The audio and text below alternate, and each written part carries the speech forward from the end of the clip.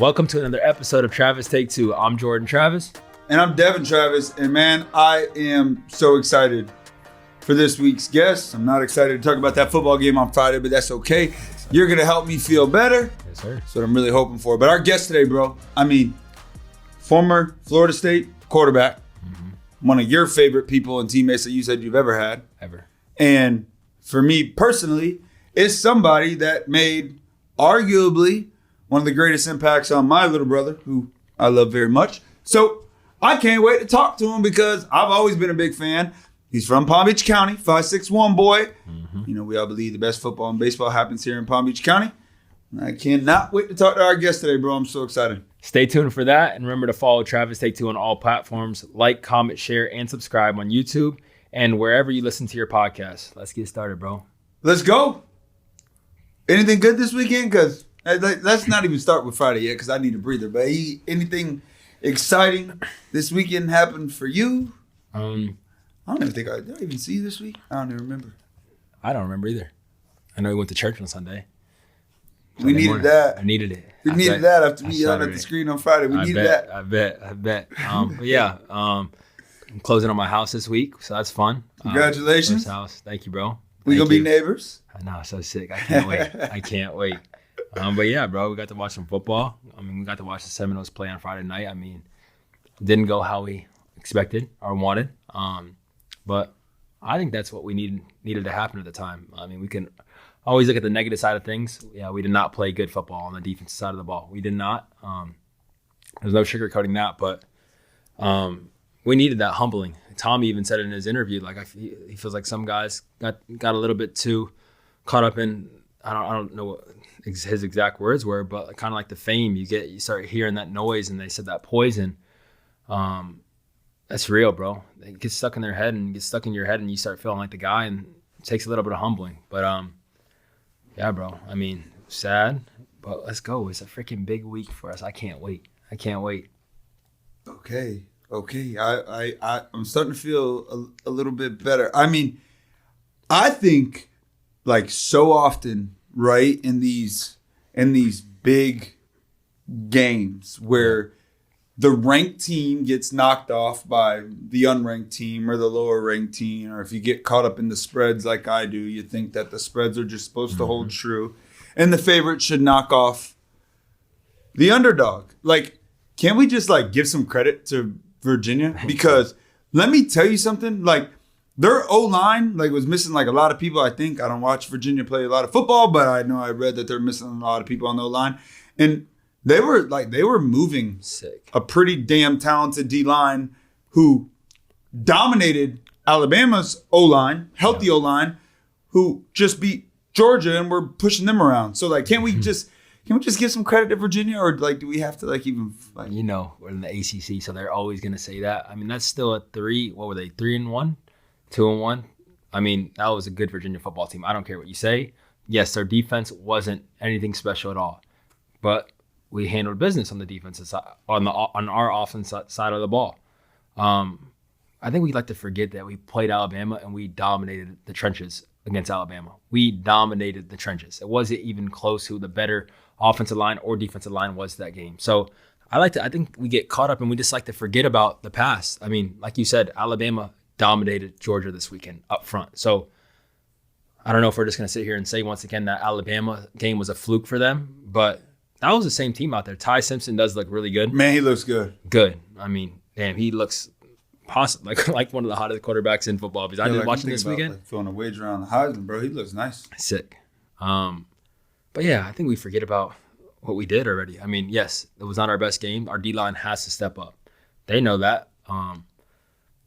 They have to step up. I feel like D-Jack, once again, he's in the middle. I saw a picture. Once again, he's taking on 3 guys again. Triple team again. So that gives you one-on-ones on the outside. So our guys, we have to step up this week because this Miami offensive line is good, bro. So these guys got to step up. I know we got 2 freshmen that are very talented. James Williams, D Lyons. We got a lot of guys, bro, that need to step up this week. And this is a big week. And I know Coach Norvell is getting those guys going because, bro, that's Miami week. There's 3 things. Well, there's 2 teams that you got to beat in the regular season that Coach Norvell talks about at the beginning of the year. It's Miami and Florida. Like, that's not even a question. You got to go out there and dominate those games because this is where you make a name for yourself. Andrew Parchman's going to be remembered forever at Florida State. That's because of one play. 4th and 14, made a big play, huge play. He's remembered forever. So these are the games that you make a name for yourself. No matter what, we beat Miami this week. I can guarantee you no one will talk about that Virginia game except for us, because we have to, as a football team, we have to realize that the games that you're supposed to dominate, like Charlie Ward said, we have to go out and dominate. We should have dominated against Virginia. Tricky Friday night game. I don't like hearing that. What's it called? What do they like to call those games? Trap game? They beat us. They were the better team that day.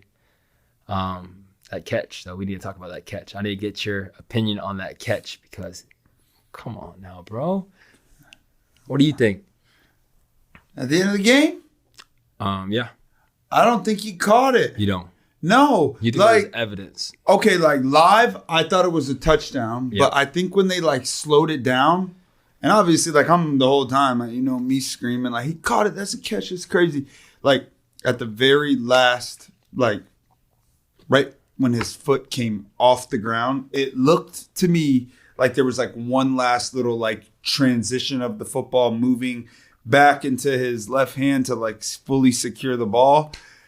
I think they got the call right. Yeah. I hate the result, and he had an amazing game.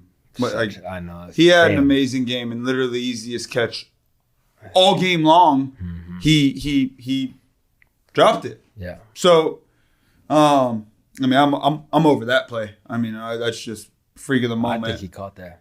Okay. I just don't think there's enough evidence. You don't know where his right hand's at. No matter what we can talk about, you have no idea where his right hand's at. So the video evidence, that stuff is the most confusing because they go back and we look at targeting calls that are not targeting calls that we don't think. And then you flip it around and you see a D lineman this week tackling a running back, going to the middle, and we're calling targeting. So this video, I don't know who's looking at it because it's really questionable, bro, because you don't know where his right hand's at. He can have his fingers like this on the ball.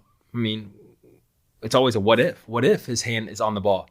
That's how they have to treat it because they called a touchdown on the field. I don't know how we overturn that. I don't.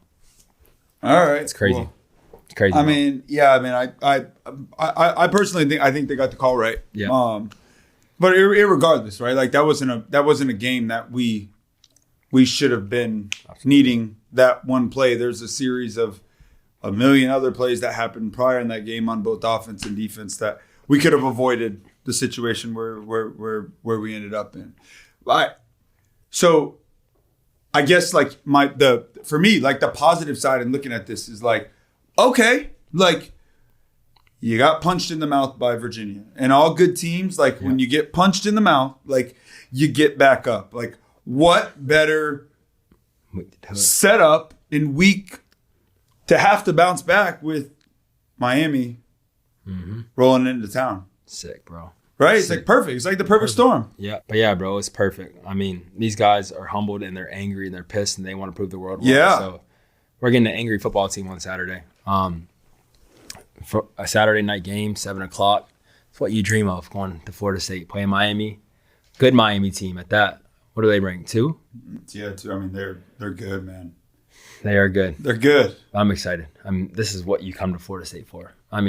This is it. This is what you come to Florida State for. If I can go back to one game, I would go back to a Miami game. Any of them. Either 45-3.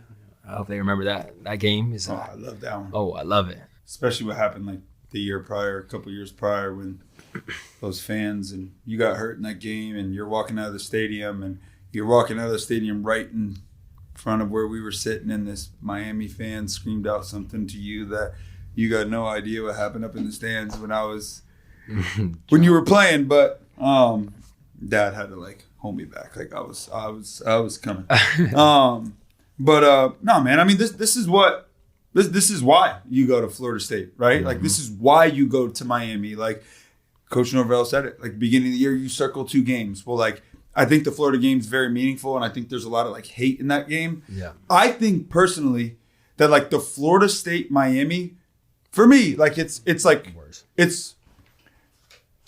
it's like a respective tradition. Like we understand like the history besides that's between both of these two teams, and you can look back to through the 80s when Bobby Bowden was there, and you think about the players that played in this game. Mm-hmm. It's almost like you respect this rivalry in a different way, and then as soon as the whistle, like bam, like it's just like war. Yeah, like war. Guys just freaking clashing. You know, that opening kickoff, there's probably going to be a fight. What was it like playing like in that game? Was that the game and the team that like you wanted to play in most? You miss playing in the most? I miss it. I mean, it was the best. I mean, each year. I mean, obviously the one year we went down there and got dominated. I remember that one video. I see that video every damn day. I threw that damn ball to that guy. I was just trying to throw it away. When you're getting slammed, people don't realize the trajectory of the ball. I was aiming down, and when he had me going back, the ball went up right to the dude. So people don't realize that play, and I crawled off the field, and I see that video all the damn time. I'm like, damn. Like, that's the one thing where I'm like, you got me, you know? Like, yeah, I remember that damn wind's knocked out of me, but Jay Black told me never lay on the field, so I was crawling my ass off the field. That's all I remember. I just remember crawling off and seeing that play forever. I remember number 1, so something with the S. He got me good. But yeah, bro, I miss those games so much. I miss making Miami fans leave a little bit early. The best feeling. The best. The Crazy, best bro. feeling. Mm-hmm. I mean, watching the stadium like clear out early, and it's like the snake of like people just leaving. Like, man, what an exciting feeling. I mean, we've had some damn good home games though. I mean, you know, we got Miami at home, and you're going. Yeah. And our guest today is going. Yeah.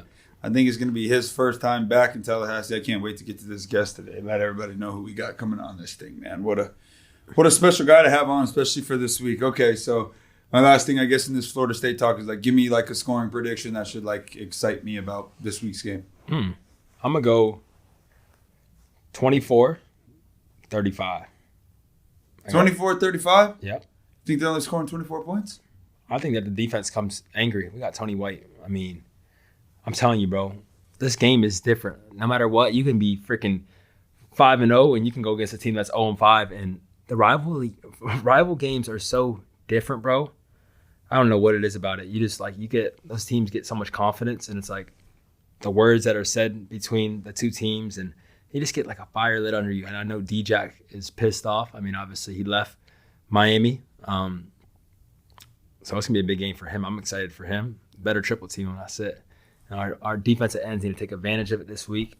You get one-on-one with the tackle. Let's go. Go get the quarterback. We need some sacks this week and get the crowd lit up and help our DBs out a little bit, because this quarterbacks are kind of sitting back there and they have all day. So get some pressure on them and let's go. So, like, to get pressure on this Miami offensive line, that's like, I think they're like average across the board, like 335, Huge. 340, and like averaging like 6'5 plus. Mm-hmm. I know their left tackle or right tackle is like a top 5 projected pick. How do you get pressure like against an O-line like this? Like, is it corner blitzes, nickel blitzes? Is it sending 5? Yeah. I was looking last week at the Virginia game, like we couldn't really stop the run, and I kept screaming, and I don't know nothing about football, so it's me just screaming at the TV, like, send more guys. Like, how do you get pressure against a Miami club like this? Make it like chaos. I mean, create chaos. I know Syracuse always created chaos when we played them, when Tony White was there. So create chaos. Make the quarterback call Mike calls and slide the line a different way, and you bring the guys the opposite way. So there's ways you do it like that, or you just go out there and drop. I'm not gonna say it, but drop your and let's go. Damn right. Go. Like, you want to beat the man across from you. You get one. I saw Will Campbell. I remember the left tackle, and he said if they give up 1 sack a game as an offensive lineman, they're working at Amazon. There's nothing against Amazon, but if a defensive lineman gets 1 sack a game, they're All-American first-round pick. So, man, go get you a sack. This is a week to make a name for yourself. You can be in Florida State history forever just by making one play. Strip sack. Let's go. We need it this week. We need turnovers. We need turnovers into points. Yeah, bro. They just need to, let's go. Like, I'm not going to say it, but there's nothing that needs to be said. Like, everything that's need to be said, they already are saying it. So I'm excited. Tommy's excited. I know he's excited. I mean, I always told him, like, you just got to go for 4 quarters. Dominate for 4 quarters. Let's come out fast. You start fast. That's always how you got to start. We started against Miami fast that one year, and they had no chance. They were, you could see it on their face. They were defeated. Buried. They start trying to fight, and you got them because that's what this game's gonna be about. They're gonna try to get you out of your game, talk trash, hit you a little bit late. Be smart. We don't need the stupid penalties. And yeah, bro, we got Tommy Castellanos at quarterback, so I feel like with him behind the center, I feel like we can beat anybody's. All right, I'm gonna go 45-31. No, Like it. I'm a homer. So what? Yeah. What else you want me to say? The over all day. Bounce back week, man. Go get them. Yeah, I like the over. I'm with you. All right. Moving on from this week, we won't look back at it. Georgia getting beat by Bama. I didn't see that coming. Mm-hmm. I mean, you want to talk about bouncing back? Like that's a beautiful little blueprint right there to go after. They look great. And you already mentioned Ty Simpson. Awesome. Yeah. Anything else? Notre Dame. Man, I mean, they beat freaking Arkansas by like 40 or something. Right. They look great. Yeah. Slow start to the season. Watch out for Notre Dame. It was a good week of college football. Ohio State, Washington. I know that score will kind of tell you like the game wasn't close. That game was close. 24-7, right? What was it? Around there? Yeah, it was 6 or something like that, or 13. I don't remember. But early on in that ball game, Washington was up 3-0, and in the second quarter, and Ohio State could not move the ball all game, and they ran a fake field goal, and they stopped them. And literally, like ever from that fake field goal, I think Ohio State went right down the field, scored a touchdown, and I really don't think it was ever a game for too much after that. Washington looks good though. Yeah. Ohio State's Ohio State. I think that's it for me in the college ranks. And then moving on to the NFL, we talked about last week. Jackson Dart. Sick. You love him. I did love him. You told me he was your favorite quarterback coming out this year. Yeah. And you like Penix. I like Cam Ward most. That's I don't want to say it on here, but Cam Ward is an absolute baller. Baller. He needs some help over there, though. He does need help, but the plays he makes, bro, are freaking crazy. And he is confident, and he's a baller. But, yeah, Jackson Dart, I feel like, once again, Russell Wilson he's been good all year. I've watched him, and I don't think he's been bad. Like for 450. Yeah, well. 2 weeks ago. Against who? Huh? Against who? Easy. You can take it easy on my Cowboys, bro. Take it easy on my Cowboys. Kidding. We love Kyrie Elam. Sorry.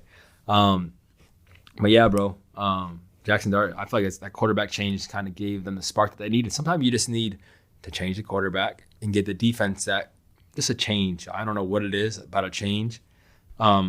They did it, and the defense came up big. I think Jackson Dart, threw for a little over 100 yards, but he gets the win. That's all that matters. He goes out there and ran the ball when he needed to run it and made some good throws. So happy for him. But let's talk a little bit about your Cowboys. Dak. For what? Dak was, I don't care. I texted you last night because you hate on Dak a lot. Dak is a freaking baller, and I've been saying that to you. I think he's kind of pissed off now that everyone talks about him. He gets paid a lot of money, yes. We always have this conversation. But that dude, how many points you got to score to win a game? I said, what do you have to score 50 points to win every single game? He's a baller. I'm with you. A baller. I tipped my cap last night. Dak Prescott showed up, did his dang thing. Thank you. He did. He did. For me, the biggest thing with Dak, and I'm a Cowboys fan, right? So I watch every single snap of every single game. I understand how hard it is as a quarterback, and I don't act like his job is easy. But my second team is the Kansas City Chiefs, and I watch Pat Mahomes, and somehow, some way, he always just figures out a way to get it done late in the game. However, I will say, I actually went last night and looked up fourth quarter game-winning drives of Pat Mahomes and Dak Prescott, and I don't remember the exacts, but I thought it was going to be some crazy difference. It's not. Dak comes back and wins a lot of games late. This Cowboys team stands no chance, right? With a defense that's giving up points at a clip like that, it's Dak goes down not once but twice, drives them straight down the field and puts his team in a situation to win the game, and multiple fourth downs throughout the drives, and the defense couldn't hold on. So I tipped my cap to Dak, man. To be honest, I feel like a tie last night after the start is a win. Yeah. I'm sure that Green Bay feels like it's a loss, especially after that tough loss last week to the Browns. But no, Dak looked good, man. I hope Prove me wrong, please. Yeah, I'm just a sad Cowboys fan. I mean, we've won like 2 playoff games since freaking 1999 or whatever. So, yeah, I mean, I'm a little frustrated, bro. Take it easy on me. I feel you. Take it easy on me. Mm-hmm. We'll get it going. The defense will figure it out. Maybe we'll trade for Micah Parsons back and things will get better. Hey, Micah, they gave Micah a sack last night. I don't think that was a sack, bro. So when Dak's knee went down at the end of that ball game, to me it looked like the ball was in front of the line. I'm mad they gave Micah Parsons a sack. But anyway, it was like a non-factor. Yeah, it don't matter. Throughout that entire game. I should have a bet on it. That's the only thing that matters. Well, it was probably bet pretty heavily in Vegas this week. Probably. A lot of celebration on that play. Mm-hmm. What? I mean, I didn't even hear Micah's name I feel like they were chipping him a lot. all night. They were, right? Oh, they were helping a lot. I heard the announcers they had a good game plan for him. Obviously, they know what he is and who he is. They're not going to give him a chance to have a one-on-one with a damn tackle. I mean, he's one of the best defensive players in the league. So, yeah, they were chipping him a lot. I saw a few where he got chipped. Good. You got any sneaky? Do you feel a certain way about Super Bowl picks? Is there? I mean, obviously, the favorites are probably the Bills and the Lions and the Eagles. Probably I like the Eagles. The Lions right? a lot. You do? I do like the Lions. Lions. Okay. Bucks. You got a I'm sneaky a big Bucks fan. You got a sneaky pick though that's starting to look better and better. I feel like the Colts, bro. The Colts are looking good. I know they lost that game in LA, but man, that team, I like them more and more every week. Good for Daniel Jones. Balling. Change the scenery. Man. Sometimes all they need. We need to talk a little bit about the turf and the grass, because that right there bothers me. I mean, I know it bothers a lot of fans, a lot of players. What else is going to have to happen? Because, I mean, MetLife Stadium is like a trap. I mean, Aaron Rodgers, Malik Neighbors, OBJ. Shoot, I can go on and on, bro. But the turf, bro, is so brutal. Obviously, it doesn't give it all. It makes you a little bit faster, but I mean, I bet you these players would trade the speed for health, bro. It's sad. Yeah, I mean, Messi when he had come to America, and I believe he's playing for Miami down here. He had something in his contract early on where he was sitting out of all games on artificial turf because they don't believe in that. Over in Europe, I believe that's the case. And I know from a personal standpoint, right? I played on turf in Toronto, and it's easy for me to make an excuse, but I know without question, my knees weren't going to last that long. I mean, I had very bad knees, but I know without question that my career was cut short due to turf. And the amount of non-contact injuries, man, guys just going up in the air and coming down, Rodgers a few years back. You already mentioned OBJ, and it's countless. I get it from a financial standpoint. Sure, you pay a lot of money up front, and turf's incredibly expensive, and it makes you faster, and yada yada yada. And there's no maintenance, so you don't really need anybody to come out and do anything crazy. But I mean, at the end of the day, man, you're running on uneven ground, it's hard layered concrete, which is not good for joints, and then it's stacked on top by rubber pellets, and then it's artificial turf, and they say they got it down to a point where it feels like real grass, but it's not. It ain't real grass. And then I think about concussions. It's the worst. I feel like when your head hits off grass, I'm not saying that the ground gives, but it's a little bit. But I feel man, when these so many of these concussions that happen, they're happening on turf, and it's their head is hitting the ground, which is concrete underneath, and their head almost bounces back up like a basketball. Yeah, I agree, bro. Right? They got to change it. I mean, someday they're going to have to. I mean, the NFL teams have so much money. I mean, the NFL has so much money. Let's put some grass out there, man, and give the players what they want. It is sad. I mean, Najee Harris went down for freaking just stepping. I know people are going to say that's not from turf, but you have no idea. I mean, playing on turf all the time, it does make you faster. I love playing on turf. I love playing at Camping World. So it does make you way faster. You feel freaking lightning out there. It's you're on a track field, but health is so much more important, bro. And I think any player too would tell you. I know in the baseball world, you play in Tampa, you play in Toronto. two turf fields. Like when you leave there, your body feels different.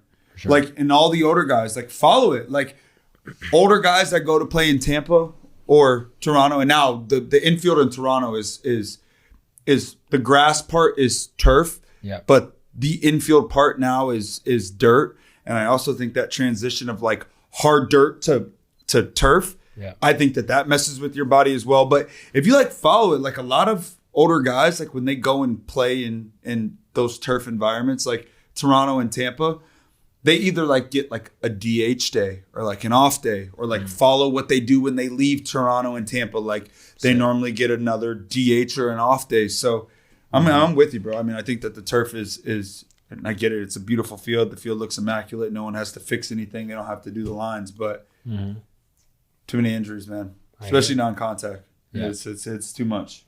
Too much. I agree, bro. I do agree.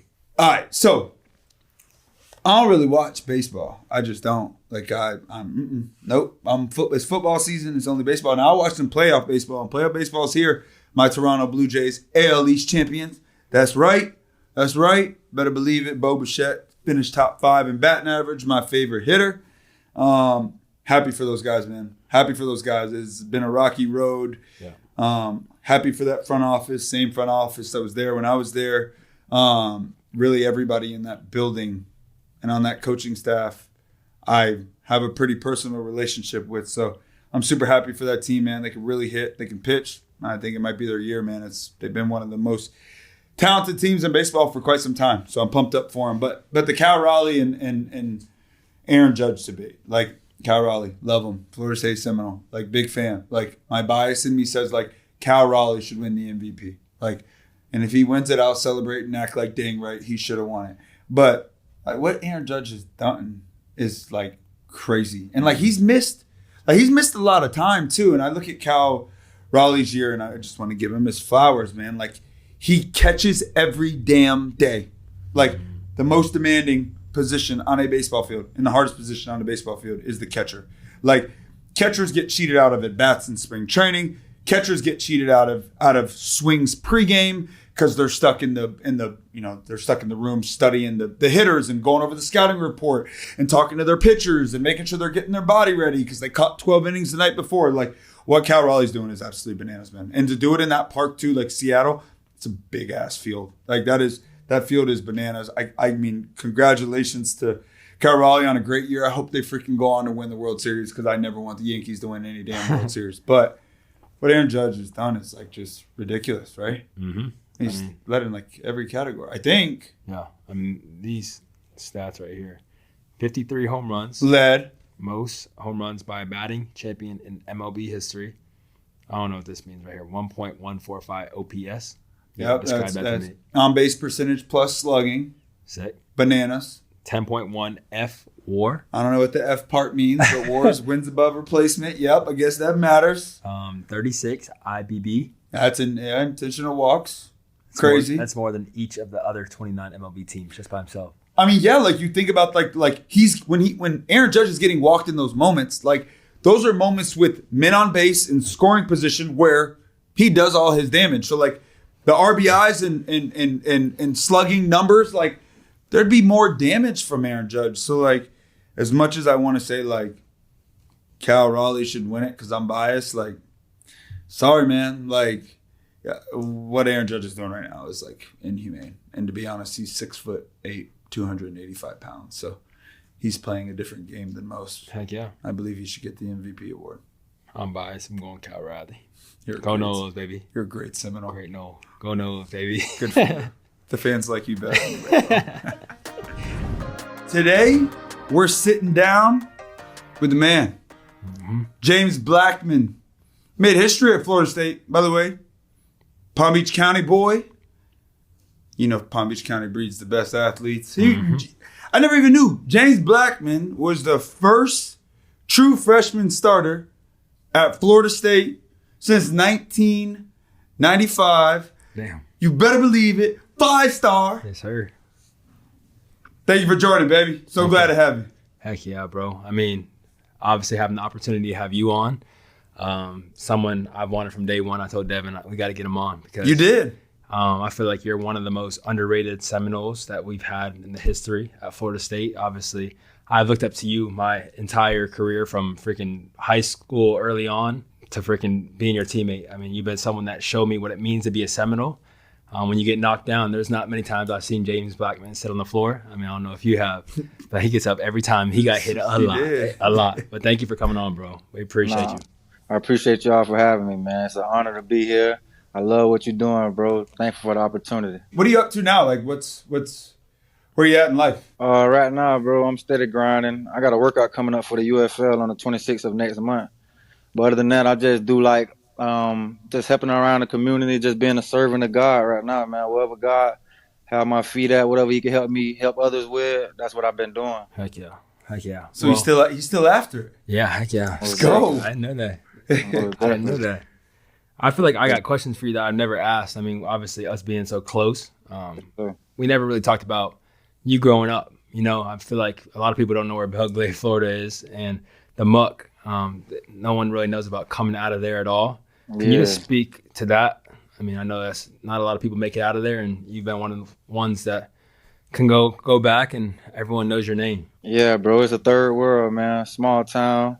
We call it Muck City because it's made up of 3 different cities, all small towns, Pahokee, South Bay, and Belgrade being one of the main ones. But, yeah, man, you know, we chase rabbits where I'm from. We had a long list of players that went to the NFL, you know, like Kevin Benjamin went and played for Florida State, which is one of the reasons I played for Florida State. Got guys like Travis Benjamin played for the University of Miami. So, man, it's a long list of players that came out of the Muck, man, that inspired me, and I was just trying to keep the torch going. I mean, they say, and I mean, I think we're not too far from Belgrade, but you heard James say it's like a third world out there, right? And you know, I know like a big saying was like there's 2 ways to get out of the muck. It's football and it's God, and obviously James is a living testament of both of those things. I guess, Jay, like for me and understanding, you know, what life is like out there and what it takes to get out of the muck to the levels of success you've been able to have. What are like those key, you know, lessons and memories, like as you look back on your childhood and your elevation really throughout your life and ultimately your career that you hold tightest to you? Honestly, bro, I just think the difference with me was the way my mom handled me. At a young age, the way she constructed the way I was moving around was different from the kids in my neighborhood. So in elementary, a lot of kids had to live a life where they had to grow up faster than they were supposed to. With me, my mom really like took care of her business while I really didn't have to do so, and I was able to like be a kid. So like I say, she was very strict on me. I feel like she knew the life that she wanted for me. So the way she handled me, it disciplined me to have a different mindset than a lot of people that I was around. That's amazing.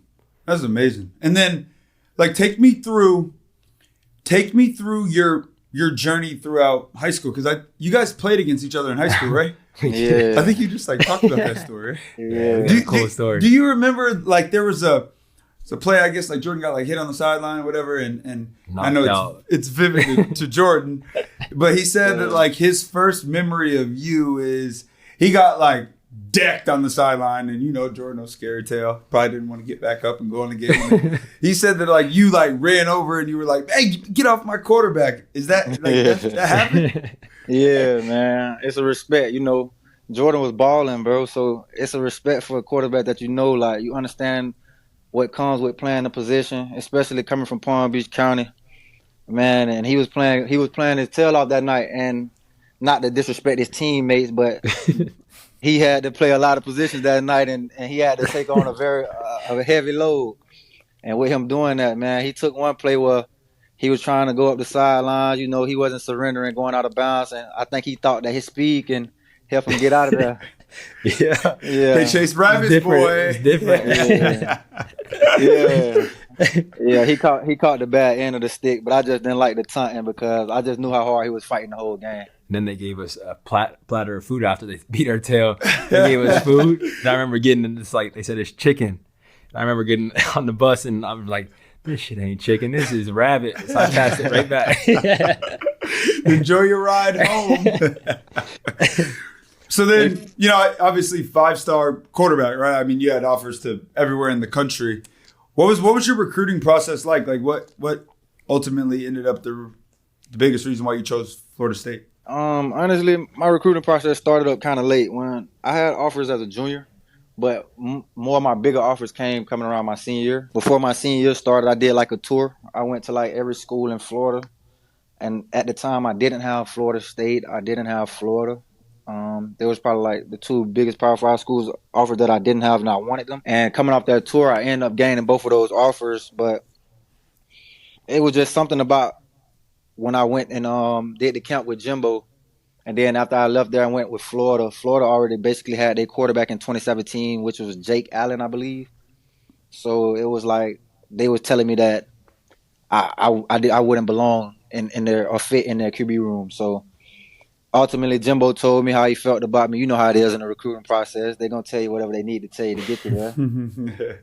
But I just liked his resume and who he was as a person, who he was as a coach, and also seeing Kevin Benjamin being able to come from where I come from and being able to come and thrive in Tallahassee and get the job done. It also gave me motivation and confidence that Jimbo and Florida State was the right place for me to be. Sick. That's what's up. I got a question talking about Jimbo. I mean, obviously, I got so much on my mind to ask, bro. But this was something I thought about earlier. We got him. I mean, I feel like Florida State and the fan base, we kind of forget about James Blackman. But I remember you getting thrown into that fire your first year as a true freshman with Jimbo. You went there for Jimbo. You fit into Jimbo's offense perfect. I mean, that was your offense. And then we have a new coaching staff that comes in. Jimbo leaves. What was that feeling like when Jimbo left? To be honest, bro, everything happened so fast. I really didn't know what was going on because, I wasn't no early enrollee or things of that nature. So I was there only 2 months before fall camp started, and just getting the small reps with the player ran practices with DeAndre Francois doing a good job being a leader and putting on the player ran practices and giving me game as we go. But I never expected for me to be playing my freshman year because of, like I say, we already had a good leader, which was DeAndre Francois. And my mindset was to just follow after him and just let him show me the lead. Like, not just take a back seat, but just understand that this is a new environment that I'm in. I got good leadership skills, but I also do a good job of being a sponge and just soaking up game from everyone around me. So that was my plan of just growing, get my body right as a freshman. And when the first game came, we all know that took a whole different turn. But honestly, I didn't even know I was the second string quarterback. But, we had times where things happened in fall camp where I was the one taking the one snaps. But like I said, coming from Belgrade, Florida, man, Muck City, it's like all you know is just coming to practice, giving you 100%, 110%. J-Trav, you know how I was. No matter what they threw at us. Always. You feel me? So always. They really never dwelled on me like, bro, make sure you're ready. Which I thought I was getting prepared, but the offense that we had was just so complex and there was no microphones in the helmet. Everything you had to get from the sideline and run it all the way in. So it was a little different, but when he left, you could tell the difference. I mean, looking back at those times, like, do you look back at maybe your true freshman year? And if I'm not mistaken, was that the year that DeAndre got hurt against Bama? Yeah. That was the game, and that was the first. Damn, so you played against the big boys from the jump. Yeah, bro. When he went down, bro, like that's my big brother. Like, I got much love for him because when I first got there, he gave me books of information that he took down as a freshman and say, "Look, bro, like, study this. Make sure you keep your head in these books. You ain't even got to go write it over. I already did the hard work by writing it for you." So when he went down, it was like my mind was like, "Dang, that's big, bro." And as I'm thinking that, I look up the sideline and me and Jimbo lock eyes, and I'm like, "Oh, it's me." Because we got JJ Constant. I don't want to get his name wrong. We got JJ. He's a 5th-year senior. So I'm just thinking like, okay, I guess it's JJ's turn. But he gave me the nod, and from that point forward, my life changed, man. Yeah. You the big dog on campus. Yeah. Do you maybe wish that you didn't get thrown into the fire quickly? I mean, not trying to, I know we athletes, right? Like we never want to like look back on our careers and say like, you know, I wish this would have happened different, because it was a blessing, bro. Like that's how good you were, and people don't know, and I don't even know. But the quarterback position, in my opinion, is like the single hardest, like one position to man almost in any sport. But do you look back and wish like, man, I wish I had more time? Nah, because man, when I was 8 years old, I was the type of kid to kick all the coaches out the locker room and pray with the team and give an inspirational speech and things of that nature. But before the season started, was like our last day of camp. All the seniors did their talk, motivational speeches, and he asked anybody else had anything to say, and I was one of the guys that got up and talked at the podium, and I just seen how I moved the room and how I was able to grasp everyone's attention. I just knew like I had value even in my first year, like even if it's just being the guy that walking up and down the sideline, letting them know like, hey, we good, we still in this, or hey, let's not get too high, let's stay locked in, things of that nature. I just knew I had value somewhere. So when my number was called, I thought I did the things that was necessary for me to have my number called, even though the situation what was at hand.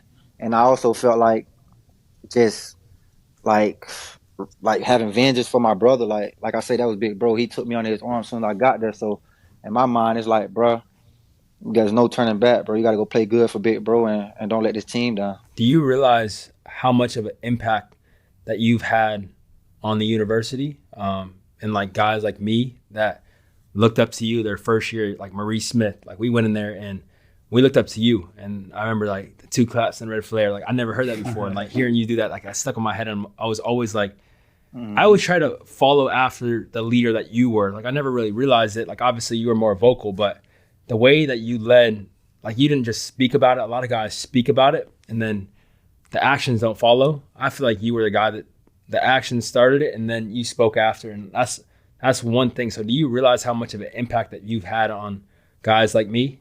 Bro, it's just people around me that constantly remind me, bro. Because, you know, I'm just humble. Like, it's like with me and you, Jordan, bro, it was just all natural. It wasn't like me trying to. It was just natural, bro, pure. Like, I'm telling you, bro. Like, you know, we was doing 4th and 1, and when it was all hell broke loose, bro. Like, no matter what, we was competing, but I just felt like it wasn't that deep. I feel like some players get into the situations where the competition, it changed who they is as people. You get what I'm saying? So I just felt like there's nothing that I can keep away from you, or nothing I won't tell you to help you enhance your game or help you learn with, because no matter how the chips roll, bro, you're going to get your time to play ball regardless. You get what I'm saying? For sure. 100%, bro. That's why I always told you, bro, like, you're going to be the one that get this place back on top, bro. Like, don't worry about all the hard times we going through now, bro. You're going to be the reason this stadium filled with 100,000 again, for real. Appreciate you, bro. For real, brother. Appreciate you, man. He knew it. Yeah. That's tight. Yeah. I remember him defending me. I told you the story with Hornibrook from day one. Yeah. He said, JT, can you go run some routes out there? James, I was about to go run out there. He said, stop. And he started snapping. Yeah, that's a quarterback. That's what's up, man. That's what's up. I mean, those little moments, right? Like, you know, you in the game, right? Like we I feel like we talk about this a bit, but everybody always wants to know, like, what was it like playing with the big name guys, or maybe the guys that went on to have like huge NFL careers. But for us personally, like us players, we remember the people that impacted us the most. For sure. You know, like that's at the end of the day, like that's what we're looking for. And like you said, bro, like right away, we're like, hey, who should we get on this podcast? And like right at the top of your list was like James Blackman. So once again, I'm super grateful to have you on, bro. This is super dope. And if my brother loves you, I love you. And you're a brother to me too. We all Seminoles, dog. Speaking of the Seminoles, Jay Black made me feel better because I'm sad. Friday made me sad, bro. Can you make me feel better about this week, or should I still be sad? Nah, no reason to be sad, man. You know, We just gonna keep climbing. It's a even better reason to bounce back at home versus a rival opponent. You know the stands gonna be rocking. You know Uno gonna come and play ball. You know Coach Norvell. You know I told him the day I went to go tell him I was leaving. I say I know you'll have this place back at the top again. I respect everything you're doing as a coach, and I already knew it was back on. It was gonna be a time where we come back, and I knew it was gonna start with 13.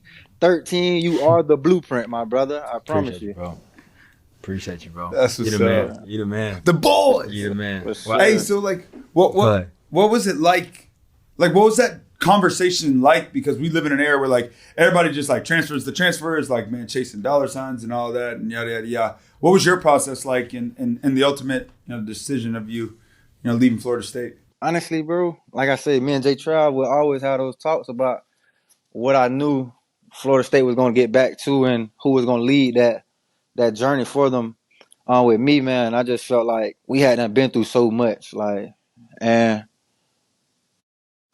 it was just time for something new. What I meant by something new is like every year I had a new offensive coordinator, a new coach, new QB coach, a new person to prove my ability to my leadership, which I did that, but it was just it's hard to continue to focus on playing ball when you're thinking you're doing all the right things and it's something that coming through the back door that has a loophole to it. So I just felt like it was just time for a fresh start. I'm the type of person that was overthinking a lot of things and I'm my worst critic. So at the time in Tallahassee, I felt like a lot of the things that was going on, I blamed myself for it. I just thought it was time for a breath of fresh air. Talk to me about the transition, right? Like through sports. The truth of the matter is like the whole world like still knows you are James Blackman. But when you're done playing at Florida State and you move on to Arkansas State, like you do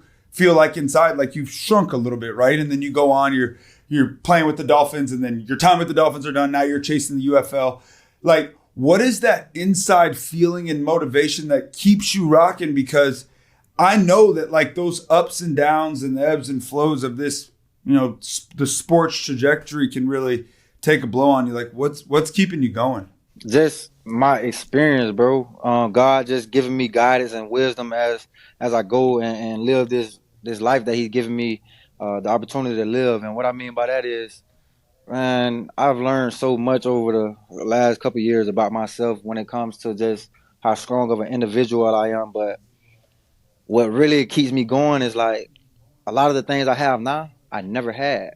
And I was fighting for this position before I even got to Florida State, before I played in front of 8 million people. So when I go back to Muck City and I see like the job is still not finished, no matter if it's still on the field, just figuring out a way to be a servant of God and just show the people from my community and other communities, like, man, it's still possible. Anything possible through God. Like, you put Him first. Like, no matter how rocky the road may get, as long as you keep pushing forward, you will figure it out.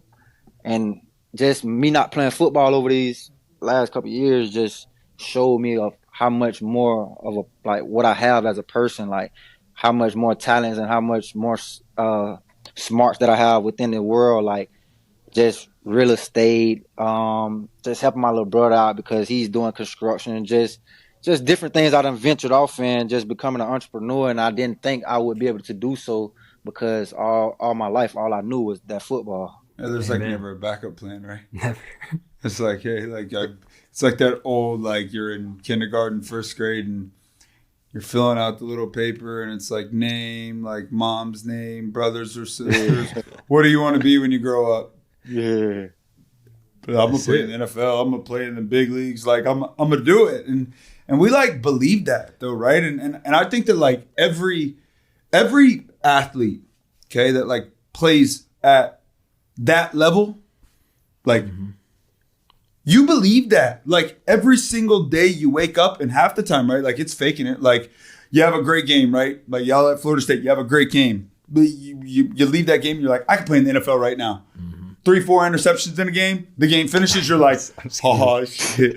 Can the game next week get kicked back a little bit, right? Like it's real. And I can't imagine, like I'm sitting here with two quarterbacks that played this game at the highest level, under the most pressure, and in my opinion, like playing sports in college, especially the quarterback, it's almost like more pressure than the NFL because you lose a game in the NFL, it's like, whatever. You lose a game in college, right? And it's like Florida State, the fans are acting like the damn world's burning down. So I just want to know, like, how you didn't have a lot of success at Florida State in the sense of like wins and losses, right? But like, I know what was going on. I don't know football great. I know I act like I do, but like, I saw the O-line. Like, I saw what was happening. Like, it wasn't fun. It wasn't too much fun to be back behind center. And y'all don't have to talk about none of that. I'm just a fan, so I could say it. And what you were having to maneuver with around you was not quite what we see at Florida State today. And even when you were there in 23, right? So how were you able to deal? Because I know how these fans can get, bro. Like I read every tweet about you. I read all the tweets about the quarterbacks. How were you able to like get through like that time? Because I was ready to like fight every day having to read those tweets. Bro, I didn't understand the concept of it until my 5th year when I went to Arkansas State. And what I mean by that is like I didn't even have an opportunity to grasp that type of like understanding of this, just the politics of it, like this what comes with it. I understood, like I said, a lot of the time when stuff go wrong, I knew to take the blame. Like I knew not to point the finger and say, oh, give out excuses. I knew I just had to take everything that come with it to the chin, the wins, the losses. But like I did not know how to handle I would say the fame a little bit. What I mean by that is like it did rub me the wrong way where I throw a pick, but receiver might run the wrong route, and you know it's on me. And you getting the backlash, so it's like it was hard. And I didn't learn that until I got around Butch Jones, and he really showed me like what he called it being the CEO of the offense or the CEO of the organization, just being level-headed throughout everything, no matter what goes on, like. And once I understood that, I started to look back at my time at Florida State and started to tell myself, like, dang, it was never the talent. It was never being able to throw the ball, read coverages, understand the offense. It was never that. It was just finding that balance between understanding what got to be done and not letting it overspill and take a toll on me mentally and mostly spiritually, because I don't think I was as close with God as I needed to be at that time at Florida State. Yeah, I pray and things of that nature, but to where I'm at right now with God is night and day difference. Thing of beauty. That's it. You got God, dog. You got it all. You need. You got it all. That's it. Man. I mean, I guess I don't want to keep you all day because I wish we could just do the whole podcast with Black. I got a lot of appreciation and admiration for what you do and what you did, and I'm about as hard and loving as a Seminole fan as it gets. So I want to first off thank you as the fan in me for all the great memories, and Florida State wouldn't be where they are today without James Blackman. And we get so caught up in wins and losses, and truthfully those fans that are sitting behind those keyboards or sitting at home watching, I think a little more appreciation for the athlete and a little bit of understanding, like, hey, like the job that they're doing on TV, like you have no idea what that's like. So you should just sit back and enjoy it. But I'll leave it at that. So Black, I guess what I want to leave you with is obviously, you know how like Jordan feels about you. But for me and the fan in me, and now I get to follow your career forward from here. I guess my biggest question to you, and I'd love to ask it, is what is it like for those who misunderstood who James Blackman was at Florida State? What is it most that you would want to be remembered as, 15 years from now when your football career is over? What do you want everybody to remember James Blackman as? Bro, to be honest, just being a servant leader, servant of God, bro. Serve other people around me. A person who rarely thinks about himself, quick to think about the next person first. I'm that type of guy, like, bro. I feel like if it's anything in the world, I'm the one that should go through it, no one else. I feel like I should be able to handle it. I wouldn't wish it on no one else. But that's just the heart that God gave me. So, man, it's all love with me. I have no bad feeling, no ill will to nothing in this world. That's why I can get on here and tell you about the things that I think I could have done better. You get what I'm saying? To help us have a better experience at Florida State. But like I say, man, I'm a servant of God.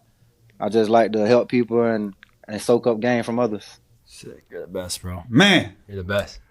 fire me up. You're the best. So Let's go. I got one more thing. So it's your first time, or maybe one of the few times you're going back to Tallahassee this weekend, the Miami game. Let's go. We're getting James up there. Hopefully we can get you all on the field and put you up on the screen. I hope those fans give you a warm welcome that you deserve, because once again, like Devon said, Florida State would not be where they are at today without James Blackman, and I mean that with all my heart.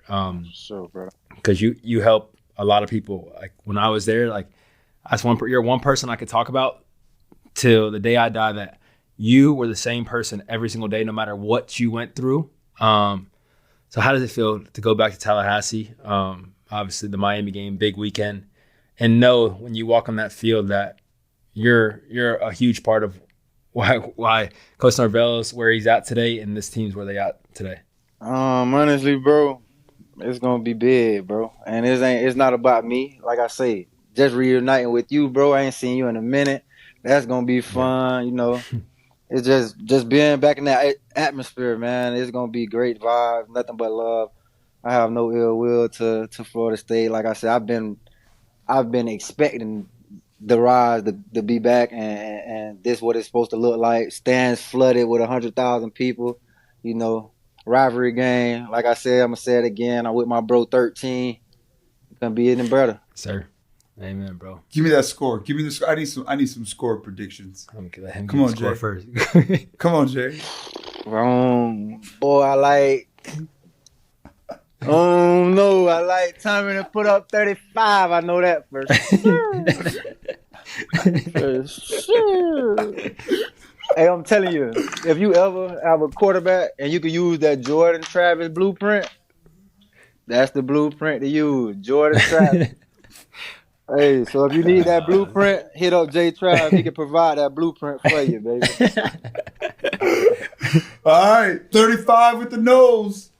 Well, I no, didn't even check their over under this week for total points. Probably sitting 50, around like 31 and a half, 30. Yeah. Okay, so taking I over. got us. The over easy. The over's easy. Easy. Shit. Florida State money line. The defense last week looks like the over is definitely the play. We might need more than 35, Jay Black. Nah, we good. We We're good. We're gonna bounce back. We needed that. That's a humbling moment. We'll get more into it, but that's a humbling moment that we needed at that point in time. Yes, sir. We needed it. Sir, yes, sir. I hate losing, but we needed it. You got to be humble. Music to my ears. Yeah. Yes, sir. Jay, thanks for joining, bro. This is damn awesome. I can't wait to have you back again. Hopefully it'll be in person. For sure. Thank you so much for providing my brother. And I know we talk about Florida State wouldn't be here today if it wasn't for you. Jordan flat out told me on the way here, he called me like 10 minutes before, and he's like, if it wasn't for Jay Black, like, I don't know if I would have ever even had the confidence to play quarterback. So, you know, the impact that you leave on others, bro, like what you do on the field, bro, like, man, you know, like that ain't nothing. Like, we think that what you do on the field is how you are and should be perceived to the world. Like, nah, bro, like one person, like you made a difference in one person's life, and then seeing the effect that he's been able to make on now a ton of people's lives. Yeah. I hope you're proud of yourself, bro, and I hope at the end of the day, man, you give yourself some more love, because anybody who makes a difference on that kid's life to my left is a very, very special person to me. So I want to say thank you, and thank you for joining, and we love you, bro, and keep going. Can't wait to follow you. Appreciate it, Brody. Love y'all too, bro. It's all love. You already know how I move 13. My boy. Yes, sir. Love you, bro. Love you, bro. See you soon, man. For sure, brother. Love. Thanks for joining, baby. Welcome back to Travis Take 2. We're going to close as we always do, answering questions from you, the fans. Be on the lookout for our posts on Instagram and X, and make sure to submit your responses. What we got today? We got a question from Michael at Renegade Noel 85. Would you accept a GA position at Florida State if it was offered? Yes, I would. Yeah, Devin would. I would. Let me get it. Is coaching something that you would be interested in? You know, man, at this point in time, I'm figuring out a lot. Everything hit me so fast.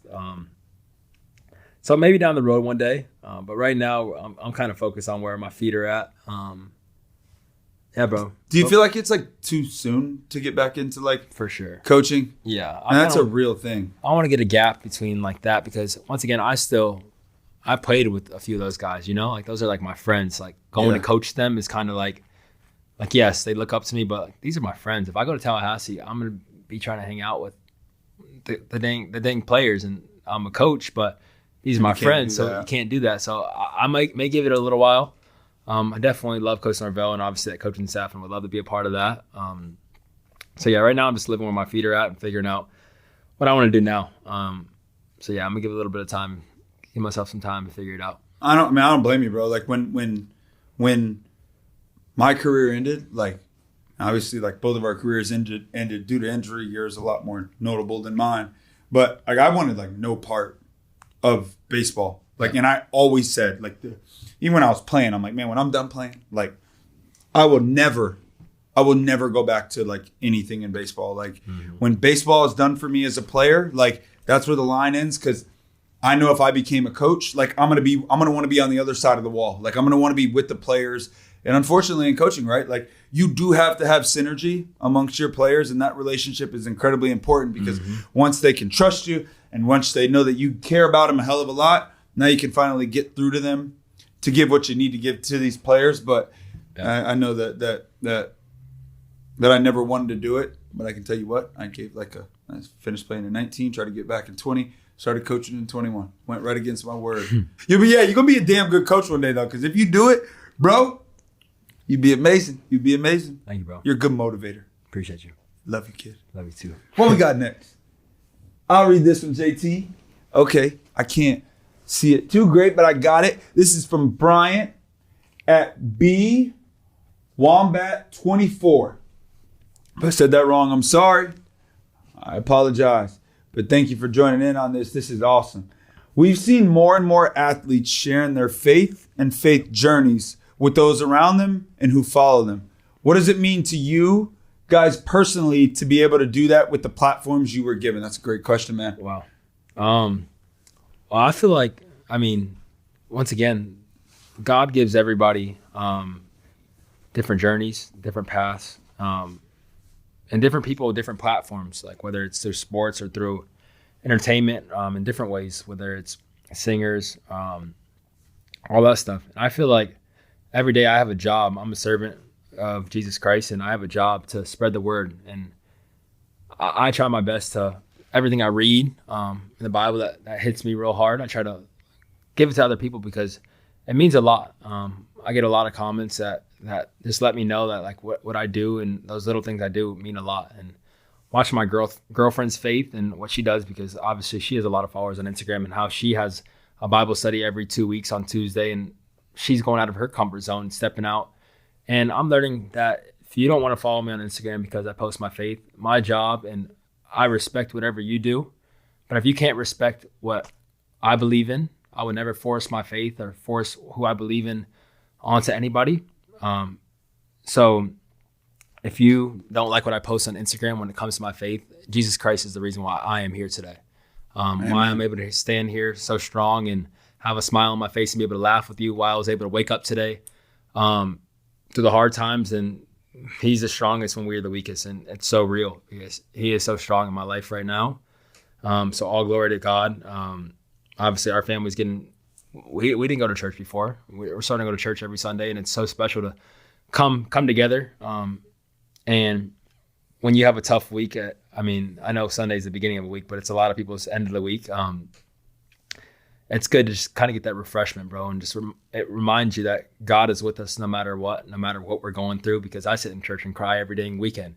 I'm like, it hits me, and they say anxiety, and I'm like, oh, anxiety. I'm like, damn, that's me. So yeah, all glory to God. Faith is so important with everything for me. How I treat everybody. I want it to be the center of everything I do. And once again, we talk about money a lot. We get caught up in talking about money and thinking about money and all that stuff. I catch myself freaking just wanting to do a job just because of money. And it's like, it's not about money, bro. At the end of all of our treasures are gone. We're going to be at the gates of heaven, and God's going to be judging us of what we did in our life, and if we gave our life to him, and if we believe. So it'll always push me So yeah, if you don't like what I post on Instagram, Jesus Christ, my Lord and Savior, I'm sorry, but that's my job. Yeah, man. I mean, and it's what we believe, right? And we live in a world today where those who believe something, like, good for you. Like, you should have firm beliefs in, like, whatever it is you do in life. Mm-hmm. But they don't have to be the same. Mm-hmm. And when they're not the same, they don't have to be a problem. Like, just because you believe this and that person believes that doesn't mean the relationship can't coexist. And in just my opinion, like, we live in a world today where politics is, like, so freaking front and there's just so much separation, right? It's like if you're a Republican and he's a Democrat, like, you guys can't even talk. Like, since when, bro? Like, the goal of politics is to have everybody 50-50 and fight nonstop so TV makes money. Like, damn right. And now social media makes money. So, like, how are we falling into this trap of, like, there's a problem with what you believe? Like, no, man, like, you don't have to believe what it is we believe. Exactly. But whatever it is you believe, like, man, believe in that. Yeah. And, like, let it fire you up every damn day and move forward. And you want to know what? Like, maybe you can teach someone new. Like, there's someone out there that agrees with what you believe in. Mm-hmm. Maybe you can make an impact on their life, but we can still coexist. So, I think it was well said though, bro. Like, man, use your platform, man. Like, you can only have an impact on those anyways who want to be impacted by you. Amen. Like, if I don't like you, you can't impact me. Period. Because I'm not even looking at you. I'm not talking to you. I'm definitely the hell not following you. Right. So so anyway, what a great question though. And I appreciate that question. That was awesome. We got a question from @Crafty850vet. Can you talk about this play? What was going through your head? Should it have been a touchdown? I think so. I think I know this play. Gator play? Yeah. You don't even have to pull it up. I'm already excited, ready for it. Let's see it though. 3rd and 10 from the 11. Travis under pressure, trying to escape, able to escape. Turns the corner, stays in bounds. Sports Center top 10. He's down inside the 1. It's going to be 1st and goal. They may look at that. They look at all scoring plays, so the replay booth will look at it. Oh my, Jordan Travis was dead to rights at least 3 different times. Are you kidding me? Jordan Travis, Anthony Richardson, these are 2 quarterbacks that will not be denied tonight. Jordan Travis does an incredible job of getting out of multiple sacks and turns it into a possible touchdown. The ruling on the field is that the runner was short of the goal line. The previous plays in the video review. 1st and goal from the 1. After review, the ruling that the runner was short of the goal line stands. It'll be 1st down at their ball spot. I mean, that's a touchdown. No, man. That's a touchdown, bro. You come on. I mean, my thing right there is if it's, let's see if he hit me. So there's a play that's very similar on the opposite side of the end zone, but I got hit on that one, right? So if we're going to call that a slide, you're not allowed to touch your quarterback when he slides, correct? Yeah. So is that not a flag? Not this one right here specific, but the other one that we're talking about.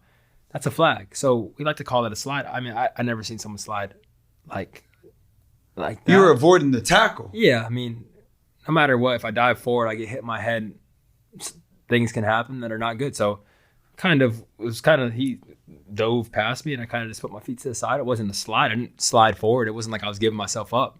Because they call me down at like the inch yard line, half yard line. Mm-hmm. Quarterbacks don't start slides at the half yard line and then get in the end zone. Like, it doesn't work like that. Looking back on it, I wish I would have lowered my shoulder or jumped over him, but I was trying to protect my body. I know at 4th and 1, I mean, 1st and goal at the half yard line, we're going to score a touchdown. So I think that's bull. But like, walk me through that play. So like immediately, like, they break through the line of scrimmage. Like, do you like feel these like pass rushers? Like you always had this like unique ability to like you were like looking out in front of you, and the guy would be running up behind you, and next thing you know, you're like making a spin move. Like how'd you do it? Is that just instinct, God given type stuff, or? Well, yeah, that's all God given. So I'd just say, I mean, I don't know, bro. I'm just out there just playing my instinct. I mean, backyard football. That's it. That's why I love I mean, talking about Tommy, I love talking about Tommy because he's very similar in that way. Like you don't think he sees a guy come from behind him and boop, he spins right on time. I think it's just playing freaking tag when you're younger, playing games that, you always play as a kid. Just don't let the guy get you down. And that play right there, those are some big dudes that are trying to grab me, and I don't know what it was. God gave me power to break every tackle there, because it felt like they were just like, we were playing two-hand touch. Like, you guys are supposed to tackle me. And I remember seeing Gervin Dexter, the big dude, what I'm talking about, number 9. I just remember seeing him freaking out of the corner of my eye, hauling, like, oh please, please, please. And I turned the corner, and yeah, bro.